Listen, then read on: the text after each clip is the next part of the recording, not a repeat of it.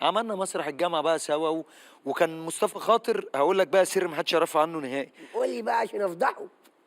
لحد ما خاطر بقى يخرج في كليه حقوق عين شمس، كان قبلها العروض كان كلها حاجات بقى ايه، ادب عالمي وادب عربي، محمود دياب ومسميات بقى كلهم روائيين ويمشي شبير بقى واروي اسامي. شو. دخل بقى خاطر يخرج بقى يعمل بقى حمري جمري وجوز ولوز من ساعتها وكليه. وهاتي باشا ام احمد. ايوه كليه حقوق والراجل الذي اكل الوزه. ايوه ما انت عارف ده سبحان الله كأنك انت مصطفى يا خاطر. شيخ ما احنا عارف التاريخ ده كله. والله من ساعه ما اخرج في كليه بس حقوق. قسما بالله تصدق وتامن بايه؟ لا اله الا لو الله. كنت فضلت اعمل لكم الحاجات ديت والله ما كان حد شافكم لغايه دلوقتي. والله ما من كان لازم ساعتها. نعمل برضو جنب العالميات دي، نعمل حاجه جمري ونعمل الحاجات دي. يا راجل الكليه طول عمرها بتاخد اول على مستوى جامعات مصر، بقت تاخد ثامن وتاسع من ساعه ما انت ما دي اخرجت. كانت مراكز جديده الكليه ما خدتهاش.